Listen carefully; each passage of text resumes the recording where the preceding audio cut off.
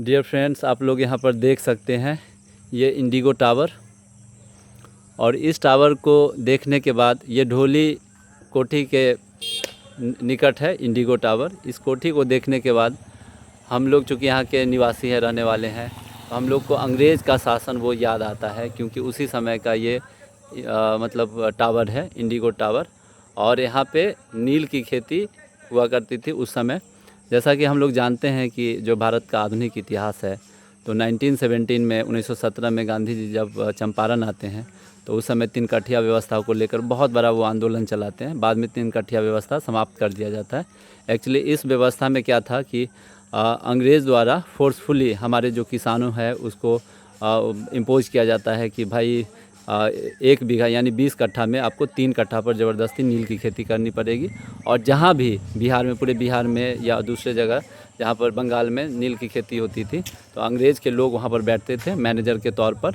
अब वो हमारे लोगों से ज़बरन बोलते थे कि नील की खेती करनी है, तो उनको फोर्स किया जाता था। लेकिन तीन कठिया व्यवस्था समाप्त 1917 में हुआ। उस समय से कोठी का जो सिस्टम है वो स्टॉप हो गया।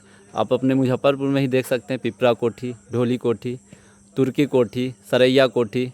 तो चुनिंदा ये सब जो कोठी है वो उसी चीज़ का मतलब जो उस समय का चीज़ है उसको दर्शाता है।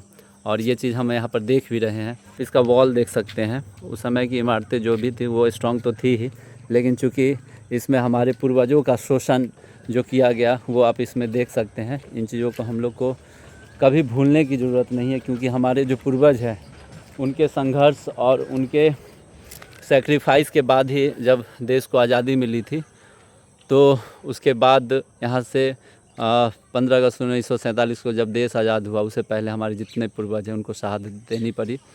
फिर उसके बाद ये देश में हम लोगों का जो अपना सरकार बना, सारा व्यवस्था आया। लेकिन इसके पीछे हमारे पूर्वजों का बहुत संघर्ष है, उसको हम लोग कभी नहीं भुला सकते हैं।